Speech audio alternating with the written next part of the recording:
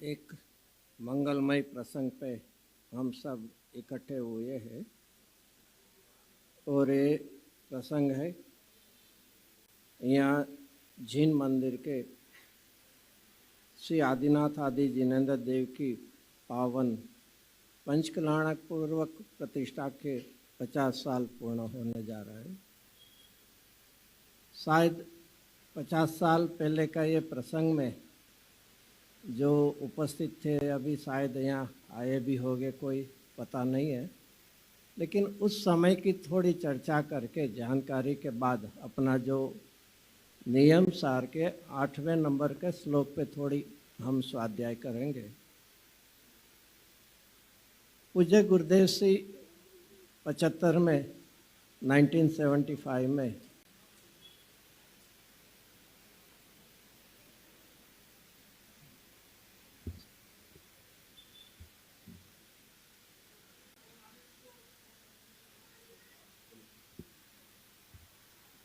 अप्रैल महीने में गुरुदेव श्री 8 अप्रैल को यहाँ पधारे थे और 23 अप्रैल तक यहाँ गुरुदेव श्री की उपस्थिति रही थी। सामान्य रूप से जब भी पंचकल्याणक उस समय में होते थे तभी 8 दिन का कार्यक्रम रहता था। पूज्य गुरुदेव श्री यहाँ 16 दिन तक यहाँ रहे थे और जिसको शायद पता हो तो गुरुदेव श्री यहाँ बेंगलोर में कहाँ से पधारे थे? मद्रास में जीन मंदिर का शिलान्यास करके गुरुदेव श्री यहाँ 8 तारीख को पधारे थे और सही माने में दक्षिण भारत में यहाँ जो आदिनाथ दिगंबर जीन मंदिर बना है वो दक्षिण भारत में पूज्य गुरुदेव श्री के प्रभावना योग में सर्वप्रथम मंदिर बना था। सौराष्ट्र में जहाँ दिगंबर जैन धर्म क्या है पता नहीं था, वहाँ पूज्य गुरुदेव श्री के प्रभावना योग से मुमुक्षु इकट्ठे होते थे, स्वाध्याय आदि करते थे। फिर उसको एक भावना जगती थी कि हमारे नगर में, गांव में एक जीन मंदिर क्यों न बने। फिर ऐसे ही समुदाय बढ़ता जा रहे थे और जीन मंदिर बनने के पहले सामान्य रूप से एक कोई कमरे मकान में एक जल प्रतिमा लाके वहाँ अभिषेक पूजन आदि की और स्वाध्याय आदि का प्रवृत्ति चलती थी और बाद में समय होते ही जीन मंदिर बनते थे। और ऐसे ही पूज्य गुरुदेव श्री के प्रभावना योग में 33 पंचकल्याणक प्रतिष्ठा हुई और 33 वेदी प्रतिष्ठा हुई थी। तो यहाँ गुरुदेव श्री पधारे, 8 दिन तक तो शिक्षण शिविर चला और फिर 8 दिन के लिए यहाँ पंचकल्याणक प्रतिष्ठा महोत्सव बना था। मूल नायक आदिनाथ भगवान है और विधि नायक तभी महावीर भगवान थे। हम सब ने यहाँ जो प्रतिष्ठा हुई, हमारे जीन मंदिर में कौन विराजमान है? हम समझते कि ये प्रतिमा है, एक स्थापना निक्षेप है। सही माने में अपनी भावना हो तो हमें लगना चाहिए कि आदिनाथ भगवान कहाँ है, ऋषभदेव तीर्थंकर सर्वज्ञ परमात्मा कहाँ है। ऐसे तो वो पर्याय नहीं है, लेकिन ऐसे ही कहे तो सिद्ध शिला पे विराजमान है। सही माने में हमें लगना चाहिए कि मेरे लिए तो अभी भी ऋषभदेव भगवान मेरे जीन मंदिर में विराजित है। बनारस दास जी ने इसलिए लिखा है कि जिसके भव अल्प है वही ऐसे स्वीकार करे जिन प्रतिमा जिन सार की। ऐसे मत समझना कि यहाँ एक मार्बल में या पंचधातु में कोई विराजमान है। हम तो जिनेन्द्र देव का दर्शन करते ही तभी जिन दर्शन निज दर्शन के लिए तो है, लेकिन हमें ऐसे चलना कि मेरे लिए साक्षात जिनेन्द्र देव यहाँ हमारे जिन मंदिर में विराजमान है। ऊपर में समावेशन है सिमंदर भगवान का समवसरण है। समवसरण कहाँ है? सिमंदर भगवान कहाँ विचरते हैं? वे तो विदेह क्षेत्र में है। और विदेह क्षेत्र भी कौन सा है? 5 विदेह है। तो कौन सा विदेह है? कि जम्बूद्वीप का है। जम्बूद्वीप के भी सुदर्शन मेरु की पूर्व दिशा में और पूर्व दिशा में भी उत्तर की ओर सिमंदर भगवान वहाँ विराजते हैं, ऐसा नहीं है। वहाँ से विहार करते करते यहाँ हमारे मंदिर में, हमारे यहाँ बेंगलोर शहर में वे साक्षात मानव विराजित हुए। भावना में कोई क्षेत्र या काल की मर्यादा नहीं होती है। हम तृष्णा के वश, संभव हो या न हो, हम तृष्णा करते हैं कि मुझे करोड़ों रुपये की प्राप्ति हो, अनुकूलता की प्राप्ति हो। यदि तृष्णा में हम मर्यादा नहीं करते तो भावना में क्यों कमी करें? तो हमारे लिए ऐसी भावना होनी चाहिए कि यहाँ आदिनाथ आदि जिनेंद्र देव मानो साक्षात विराजित है। सिमंदर भगवान मानो हमारे यहाँ विराजित है। और उस समय की हम एक भावना से सोचे कि कुंद कुंद आचार्य देव ये भरत क्षेत्र में से ये महाविदेह क्षेत्र में गए और वहाँ सिमंदर भगवान की वाणी सुनते हैं। जब तक भावना की उत्कृष्टता नहीं है तब तक पुरुषार्थ की जागृति नहीं है, और पुरुषार्थ नहीं है तो परिणमन नहीं है।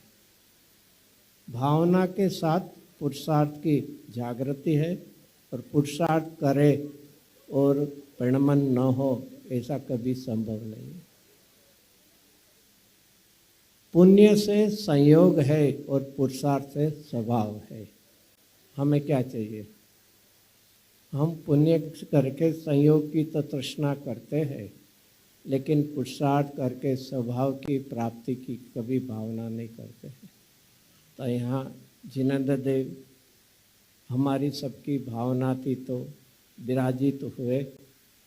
कल्पना कर सकते 50 साल बीत गए। उस समय के जो भी भावना थी, माने बहुत सालों से एक भावना होती थी कि कभी हमारे यहाँ पंचकराणक प्रतिष्ठा होवे, जिनेंद्र देव की प्रतिमा का स्थापन होवे। ये 50 साल बीत गए। 50 साल के अंदर हमारी परिणति में क्या वृद्धि हुई? शायद किसी को 50 साल नहीं हुए, तो जब ही से यहाँ उन्होंने अपने जिनेंद्र देव के प्रति अभिषेक, दर्शन, पूजन, भक्ति का लाभ मिला है। ऐसे हमें अंतर को टटोलना है कि जिस भावना के साथ यहाँ प्रतिष्ठा हुई थी उस भावना में वृद्धि हुई कि नहीं हुई है। बहुत साल पहले की बात है। मलाड जीन मंदिर में जिनेंद्र देव की प्रतिष्ठा हुई थी, और बाद में गुरुदेव सिंह ने एक मंगल संबोधन के रूप में वहीं थोड़ा 5-10 मिनट संबोधन किया था। तभी हमारा ध्यान इस ओर उन्होंने खींचे कि जिन मंदिर बना है, जिनेंद्र देव विराजित हुए हैं, और इससे हमें उनके अभिषेक, दर्शन, पूजन, भक्ति का लाभ मिलने वाला है। वो तो निश्चित है, हमें भावना है।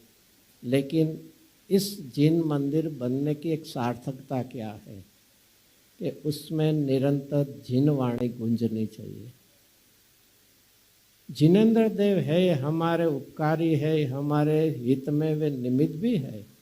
साथ में ये जिनवाणी इसमें निरंतर गूंजती रहे, जो हमें सही रूप से जिनेंद्र देव कौन होते हैं, कैसे हुए हैं, उन्हें क्या कहा है, क्या वाणी में उपदेश दिया है, वे हमें पता लगे। तो इसलिए जिनवाणी वहाँ गूंजनी चाहिए। जिनवाणी से ही हमें सही गलत क्या है उसका फर्क हमें पता लगता है। तो जीवन में ये भी एक महत्व है। हम धर्म करते हैं, किसके लिए करते हैं? धर्म करने की आवश्यकता क्यों हुई? यदि सभी अनुकूलता है तो फिर धर्म करने की आवश्यकता क्या है? कोई भी कार्य करने के पीछे कोई न कोई प्रयोजन तो रहता ही है। यदि धर्म करने से अनुकूल सामग्री मिले तो जिसने उत्कृष्ट धर्म किया है ऐसे सिद्ध भगवान के पास कितनी सामग्री है, कितने संयोग है। धर्म की प्राप्ति संयोग के लिए नहीं है, वो तो उदय का काम है।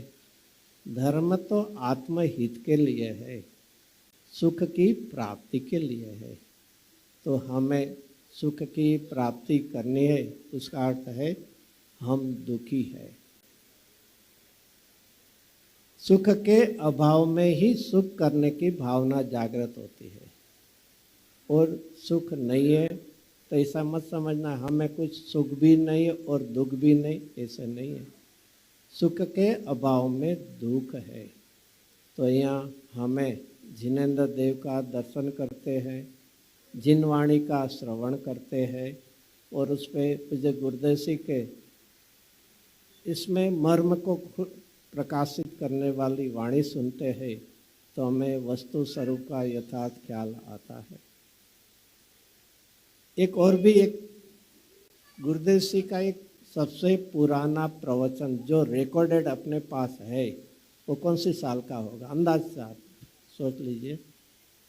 पूज्य गुरुदेव जी के ही आवाज में रिकॉर्ड किया हुआ सबसे पुराना ईयर वाइज कौन सा प्रवचन? एक 1950 का एक प्रवचन है जो श्रीमद जी के समाधि दिन माने गुजराती में चैत्य कृष्णा पंचमी, आपका वैशाख कृष्णा पंचमी के दिन राजकोट में प्रवचन हुआ था। उस समय तभी तो ये कोई सीडी तो जाने दो, स्पूल भी नहीं था, कैसेट भी नहीं, वायर भी नहीं, ग्रामोफोन रिकॉर्ड पे वो रिकॉर्ड हुआ था।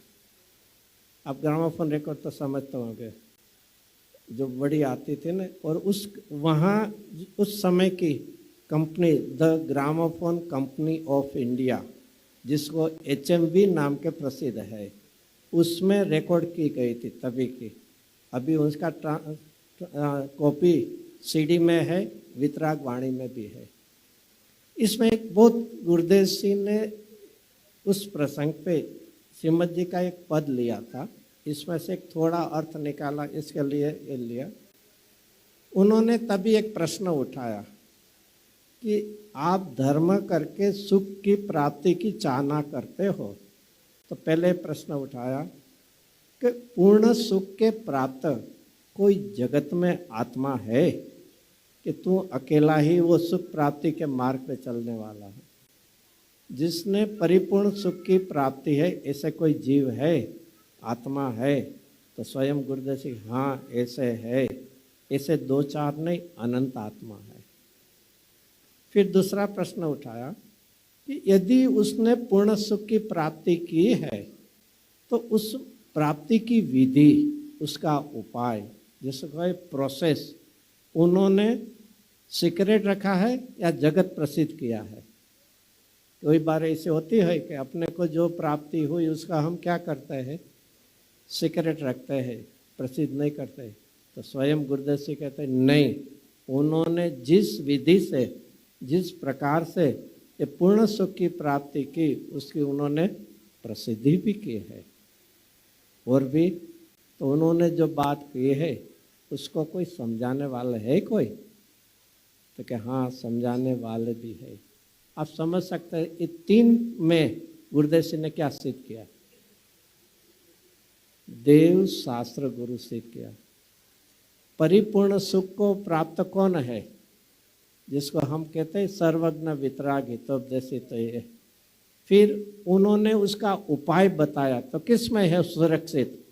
कि जिनवाणी में है। और इस जिनवाणी के मर्म को उद्घाटित करने वाले कौन है? कि गुरु है।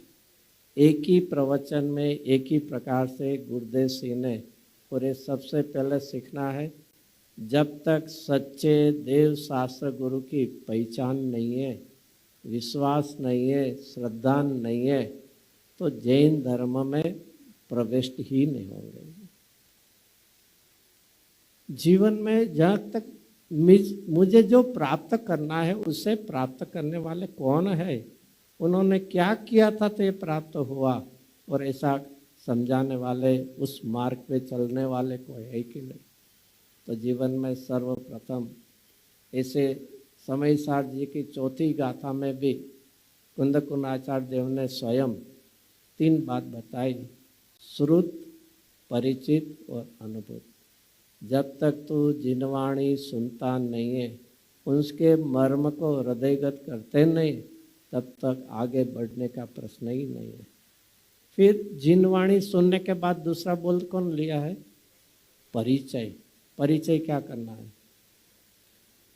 शायद हम सब में एक क्या कहे, एक हैबिट हो गई। क्या हैबिट है? जिनवाणी में लिखा है सो पढ़ना, और गुरु वाणी में जो गुरुदेसी कहते हैं उसको सुनना। हम संगनी होने पर भी 2 इंद्रियों से काम लेते हैं, लेकिन कभी भी सुनने के बाद, पढ़ने के बाद उसके अंतर्गर्भित भावों को सोचने के लिए मन योग नहीं करते हैं। सही माने में अनुभव के पहले बनारसी दास जी ने किसकी चर्चा की है? 5 इंद्रिय के विषय का लक्ष्य उठता है, उसकी बात की है कि किसकी बात ले?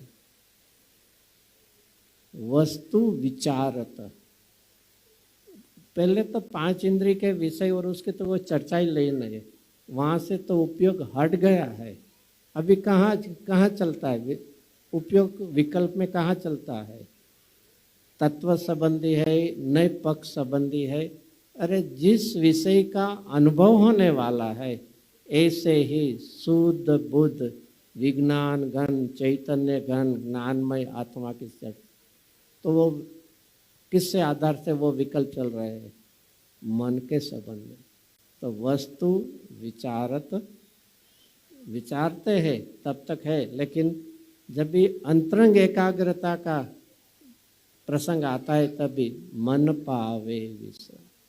तो जीवन में हमारे श्रुत के बाद परिचित, और परिचित के बाद पुरुषार्थ की धारा बढ़ती है तो अनुभव तक पहुँचते हैं, और वही स्वानुभूति के लिए हमारे यहाँ जिनेंद्र देव की पावन प्रतिष्ठा हुई है, उसमें ही जिनवाणी यहाँ गुंज रही है। तो गुरुदेव सिंह ने तभी 16 दिन में यहाँ पधारे थे, और यहाँ ही ये पंचकल्याण प्रतिष्ठा महोत्सव के बाद इस स्वर्णबल गोला यात्रा के लिए निकले थे। तो ये गुरुदेव सिंह के उपस्थिति में प्रभावना योग में यहाँ ये प्रसंग बना है। अभी ये नियम सार के परमागम में कुंदकुंद आचार्य देव ने अलग अलग शास्त्रों में अपने जो मुख्य 5 परमागम हम प्रसिद्ध है, इसमें अलग अलग रीति से मंगलाचरण किया है। जैसे समय सार में सिद्ध परमात्मा को वंदन किया है, वंदितु सब सिद्धे कहते। प्रवचन सार में महावीर भगवान से लेकर 20 तीर्थंकर, पंच परमेष्ठी, ये सबको प्रत्येक और समूह रूप से सबको स्मरण किया है। नियम सार में महावीर भगवान का स्मरण किया है। और पंचास्तिकाय में तो नमो जीर्णाणम जित भवाणम, कोई का नाम न लेके एक बहुत अच्छा कुंदकुंद आचार्य के भगवान कैसे होते हैं? जिन्होंने भवों को जीता है। आश्चर्य है कि हम जिनेंद्र देव के जो भव रहित हुए हैं, उनको ही पूज्य मानते हुए भी भव की आकांक्षा करते हैं कि हे भगवान, आपकी पूजा भक्ति करूँ तो मुझे कोई अच्छा भव मिले।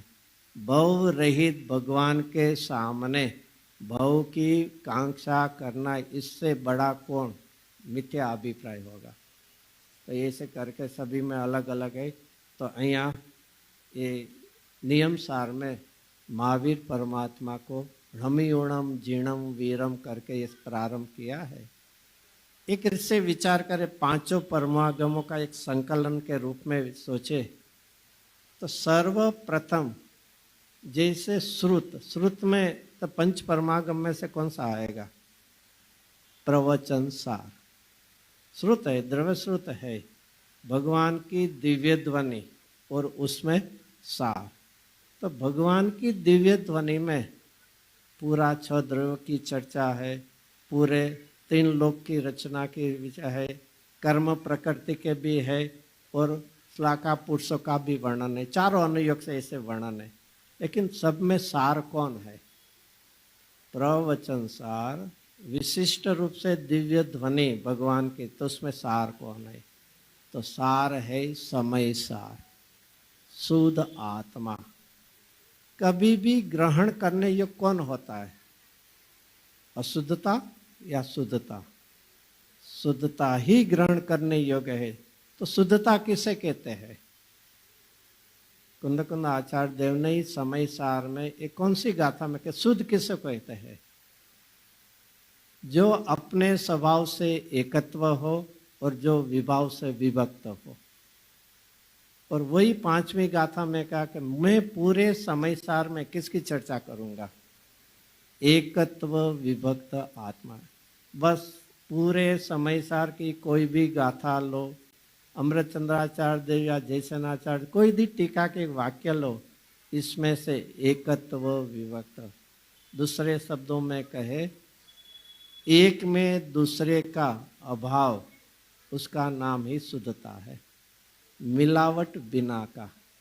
तो यही प्रवचन सार का सार अपना शुद्धात्मा है, माने समय सार है।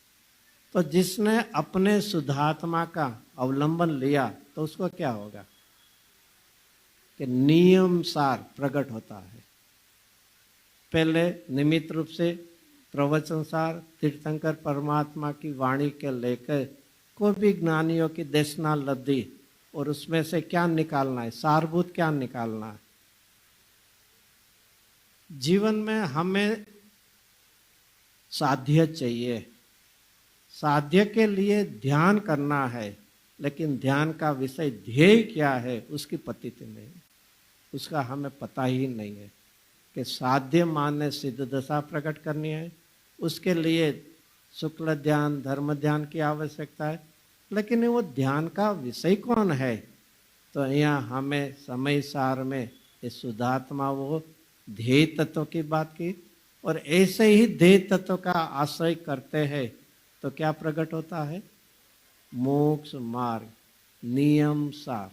नियम सार माने स्वयं कुंद कुंद आचार्य देव ने तीसरी गाथा में क्या बता, नियम माने क्या लिखा है?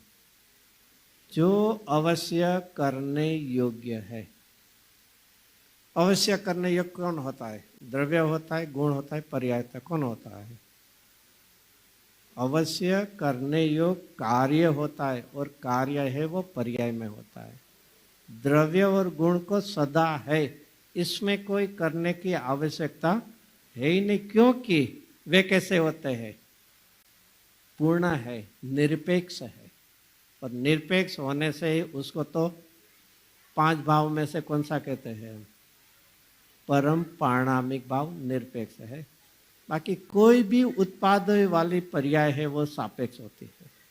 तो ये निरपेक्ष इसे शुद्धात्मा का अवलंबन लिया तो अवश्य करने योग्य कार्य ऐसे शुद्ध रत्नत्रय, निश्चय रत्नत्रय, सम्यक दर्शनान चारित्र अवश्य निश्चित रूप से एक करने योग्य कर्तव्य है। उसका अर्थ हुआ वो मार्ग है, उपाय है, साधना है, ध्यान तत्व है। समय सार ध्येय तत्व है और ये नियम सार ध्यान तत्व है। तो यदि मोक्ष मार्ग प्रकट हुआ, शुद्ध रत्नत्रय प्रकट हुआ, तो इसके फल में क्या होता है? मोक्ष मार्ग का फल में क्या होता है? केवल ज्ञान होता है। केवल ज्ञान के बाद फिर सिद्ध दशा, पर पहले समझ लो केवल ज्ञान होता है। तो केवल ज्ञान होता है तो क्या होता है? 3 काल 3 लोक का एक साथ युगपथ प्रत्यक्ष जो भी शब्द कहो, उसका अर्थ हुआ काल द्रव्य सहित पंचास्ति काय का ज्ञान हुआ। हम सब शास्त्रों को लेके कुन आचार देखे, इसलिए समझे कि जहाँ मोक्ष मार्ग प्रकट हुआ तो फिर आगे पुरुषार्थ करते हैं। तो अरियन दशा में केवल ज्ञान में काल द्रव्य सहित पंचास्ति का संग्रह जो नाम है तो उसका ज्ञान होता है। और फिर कितना पुरुषार्थ करने पर सिद्ध दशा होती है? केवल ज्ञान के बाद कितना पुरुषार्थ करना पड़ता है सिद्ध दशा के लिए? पुरुषार्थ नहीं करना पड़ता है, फिर वीर्य गुण की प्रणति नहीं होती है। अरे पुरुषार्थ बिना का एक समय भी नहीं जाता है। कोई भी दशा हो, बहिरात्म दशा हो, अंतरात्मा की दशा हो या परमात्मा, क्योंकि पुरुषार्थ का कार्य ही है स्वरूप की रचना करे। फिर विपरीत हो या सम्यक हो अलग बात है, लेकिन अपनी प्रणति की रचना करना वो किसका काम है? पुरुषार्थ का। तो वो फिर अरियन दशा के बाद सिद्ध दशा में कितना समय जाता है? वो आयुष आधीन स्थिति है। इसमें ऐसा नहीं है कि कोई जल्दी पुरुषार्थ करे इसलिए जल्दी हम सब सोच सकते हैं आदिनाथ भगवान यहाँ विराजित है तो उनको अरियन दशा में कितना समय गया? कितना समय गया? 1,00,000 पूर्व में -1000 ईयर्स जो साधक मुनि दशा का था, तो उनको क्यों इतनी देरी लगी? और दूसरे कोई का हम सोचते हैं जैसे महावीर भगवान, तो उसको कितने समय? अरियन दशा के बाद 30 साल रहा। ऐसा क्यों? कि वो आयुष आदि नहीं। तो फिर से यहाँ पंचास्तिकाय में केवल ज्ञान प्रकट हुआ और फिर आयुष पूर्ण होने पर क्या होता है? सिद्ध दशा। और सिद्ध दशा माने क्या? अष्ट कर्म से रहित, अष्ट गुण से शोभित, अष्टम क्षिति में विराजमान है। तो मानो अष्ट पाहुड़ आ गया इसमें। तो इस प्रकार कुंद आचार्य देव के 5 परमागमों को सही माने में हम प्रारंभ करेंगे तो कहाँ से करेंगे? जिन वाणी गुरुवाणी का श्रवण, इसमें से सारभूत शुद्धात्मा की स्वीकार और फिर रत्नत्रय की प्राप्ति, फिर केवल ज्ञान में काल द्रव्य सहित पंचास्तिकाय का हमें प्रत्यक्ष ज्ञान और फिर सिद्ध दशा की प्राप्ति। ऐसी भावना के साथ यहाँ 8वां कलश में इसका श्लोकार्थ लेते हैं। इसमें इसलिए लिया कि इसमें महावीर भगवान के प्रति पद्मबलधारी देव ने अपनी भक्ति भावना सिद्ध की है। इसमें आप आखिर में लाइन है, शायद स्क्रीन पे है तो दिखता है। इसमें आखिर में क्या शब्द है? वे वीर जगत में जयवंत वर्तते हैं। किसको याद किया है? क्योंकि कुंद आचार्य देव ने महावीर भगवान का स्मरण किया है तो मुनिराज ने पण के वे वीर। तो फिर इसमें ये वीर कैसे है? इसमें पहले लिए इसमें दोनों का कॉम्बिनेशन आएगा, पुरुषार्थ और साथ में पुण्य। तो उन्होंने पुरुषार्थ से क्या किया कि शुद्ध भाव के द्वारा जिसने मार मारने काम का जिसने नाश किया है। ये किसकी बात आई? पुरुषार्थ। पुरुषार्थ के द्वारा काम माने कोई भी इच्छा। इच्छा 2 प्रकार की हो सकती है ना, विकल्प होता है, राग होता है, एक शुभ और एक अशुभ। राग 2 प्रकार के नहीं होते, शुभ और अशुभ होते हैं ना। इसमें अच्छा कौन सा है? शुभ माने अच्छा है। हम कहते हैं ना हमारे यहाँ क्या है? शुभ प्रसंग है ना, 50 साल हुए तो शुभ प्रसंग है ना, तो अच्छा है या बुरा है? अच्छा है ना, तो शुभ राग भी अच्छा है ना।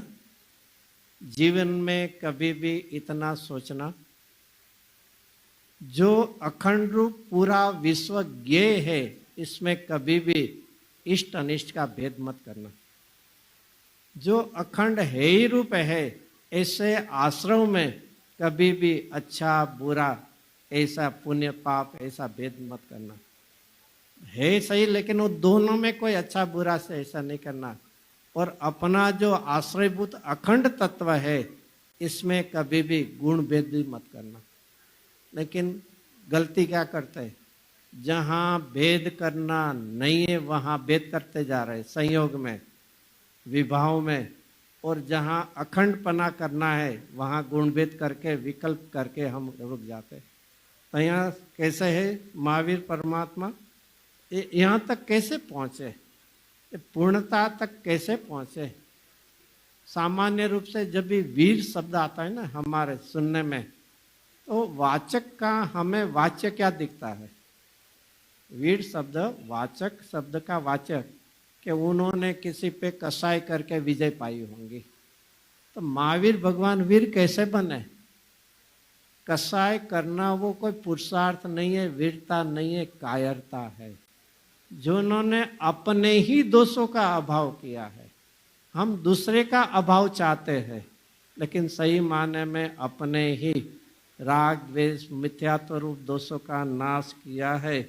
ऐसे महावीर परमात्मा, उसका अर्थ है कि मुझे भी ये राग द्वेष मोह का अभाव करना है। तो पहले पुरुषार्थ की हमें बात बताई कि शुद्ध भाव के द्वारा, शुद्ध भाव में कौन लगे हम? शुद्ध भाव के द्वारा त्रिकाली शुद्ध स्वभाव आत्मा का आश्रय और प्रगट पर्याय में वित शुद्ध भाव वितरागता, उसके द्वारा जिन्होंने इच्छा का नाश किया है, और ऐसा ही इच्छा का नाश किया तो सामने पुण्य का योग ऐसा बनता है कि 3 भुवन के जनों के वो पूज्य बनते हैं। ये उनके पुण्य की बात आई। जो मांगते हैं उसको नहीं मिलेगी, और इच्छा का अभाव, मान कसाय का अभाव करते हैं कि 3 भुवन के जनों के जो पूज्य बने। कोई प्रश्न कर सकते हैं कि 3 भुवन में सभी जीव महावीर परमात्मा को मानते हैं? नहीं, तो ये लिखना नहीं चाहिए ना, 3 भुवन के जनों के जो पूज्य है। हम तो ऐसे थोड़ा ही है ना। अरे हमारा ज्ञान इतना क्यों कुंठित हो गया है? अरे जगत में देखे तो कितने चतुर्थ गुणस्थानवर्ती पूरे में 2.5 दीप में हम क्यों अपना ऐसे करें? कितना है सम्यक दृष्टि? कितना है? असंख्य है। तो 2.5 दीप में फिर नरक आदि में सब में ले लो, तिर्यंश आदि है वहाँ भी देख लो, वो भी ले लो। 2.5 दीप क्या, तो वो असंख्य सम्यक दृष्टि है, वो भी मानते। इसे मत समझना कि बहुत छोटे थोड़े से मानते। और सही में मैं उनको पूज्य मानता हूँ, तो उसका अर्थ है कि मेरी भावना में तो ये है पूरे विश्व के सभी जीव, 3 लोक के जीव उसको पूज्य मानते। मेरी भावना है, और मेरी भावना में मैं उसको सबके लिए, जैसे कहते हैं कोई डॉक्टर के पास हम गए और हमारी बीमारी अच्छी हो गई, हम क्योर हो गए, तो हम दूसरे को क्या कहेंगे? वहाँ जाओ, सभी वहाँ क्योर हो जाएंगे। अरे सभी ने इसे बोल, मैं हुआ था। लेकिन अपना अभिप्राय हम क्या करते हैं? जनरलाइज करते हैं, इंग्लिश में उसको बोलते हैं सामान्य रूप दे देते हैं। ऐसे ही मेरे लिए ऐसे महावीर परमात्मा पूज्य है, तो मानो 3 भुवन के जनों के वे पूज्य है। अभी फिर से अंतरंग परिणति की बात आते। पूर्ण ज्ञान जिसका एक राज्य है। महावीर भगवान ने राजपाट छोड़े थे कि नहीं छोड़े थे? त्याग किया था ना महावीर परमात्मा ने दीक्षा लेने के पहले? नहीं, राजपाट नहीं छोड़े थे। अरे राजपाट नहीं छोड़े थे, वे तो बाल ब्रह्मचारी थे, राजपाट किए ही नहीं। 5 बाल यति के लिए शब्द प्रयोग मत करना। तो वो माने उन्होंने ऐसे राजकुंवर पद सभी छोड़ा था। यहाँ कहते हैं कि उनको एक साम्राज्य कौन सा मिला? केवल ज्ञान साम्राज्य। माने क्या है?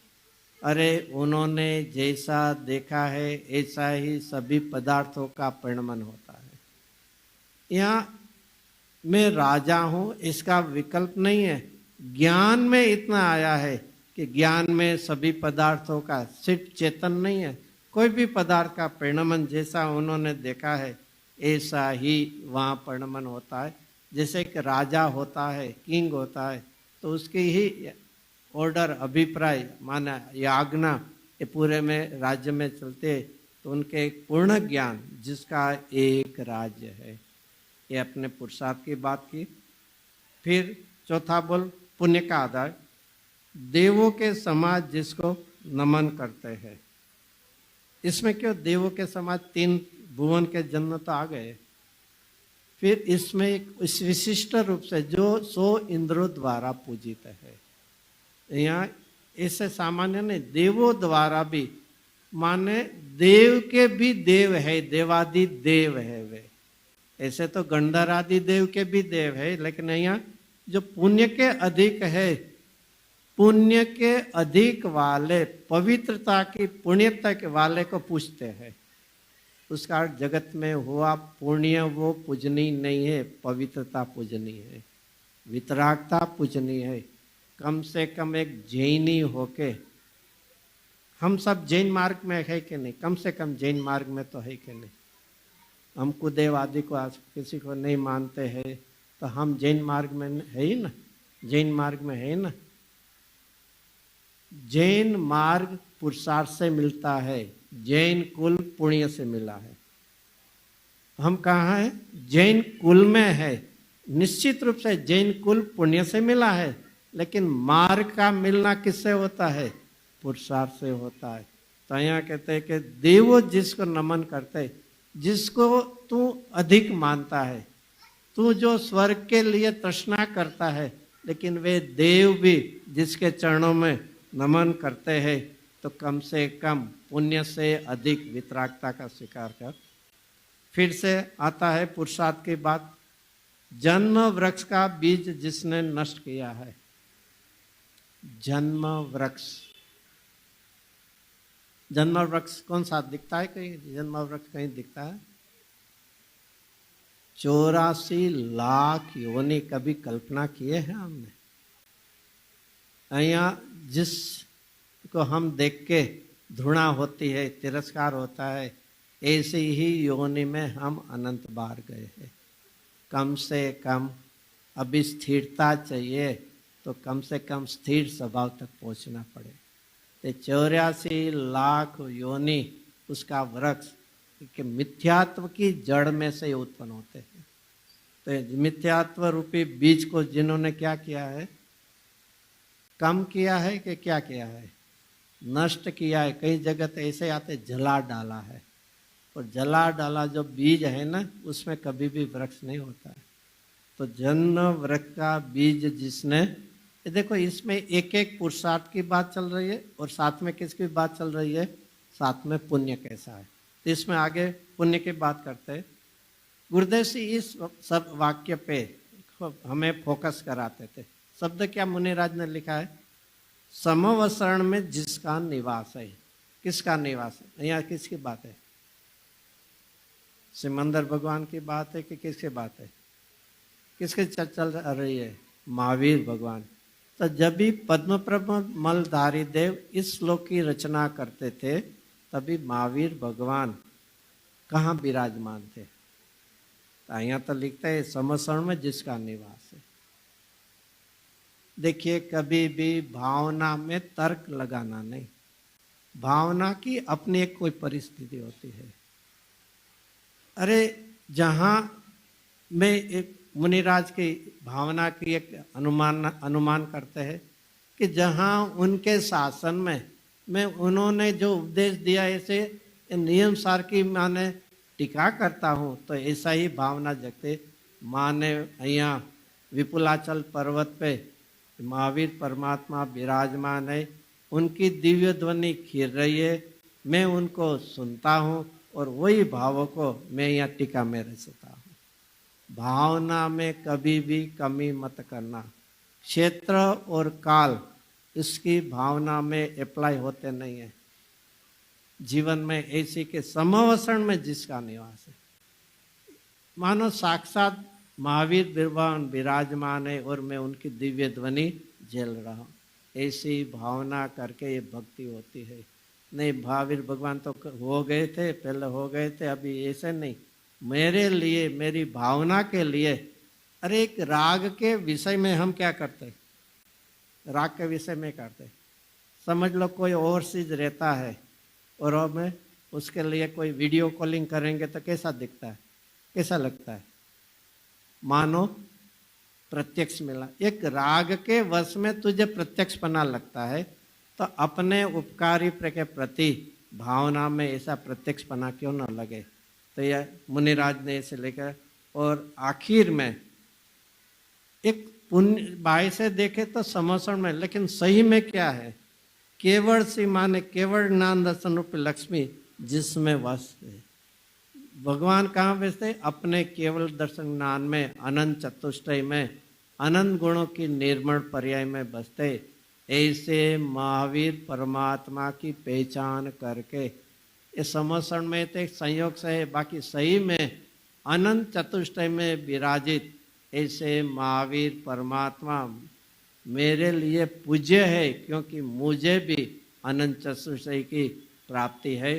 तो ऐसे वीर जगत में जयवंत, इसमें हिंदी में है ना, तो जयवंत वर्ते थे कि है कहाँ से आया फिर से? नहीं, जयवंत वर्ते थे ना, 2500 साल पहले वर्ते। फिर से मेरी भावना में मेरे उपकारी मानो अभी मेरे सन्मुख ही विराजित है, ऐसी भावना करके उन्होंने ये कलश रचा है। तो हम भी ऐसी भावना करें। हमारे जिन मंदिर में श्री आदिनाथ भगवान, समोषण में सिमंदर भगवान, शांतिनाथ भगवान, महावीर भगवान, चंद्रप्रभु भगवान आदि जो भी विराजमान है, मेरे लिए साक्षात विराजित है, और मेरा सद्भाग्य है कि उन्हें दर्शन आदि का मुझे सद्भाग्य मिलता है। तो हम सभी को ऐसे ही सद्भाग्य से आत्म साधना प्रकट हो, ऐसी भावना।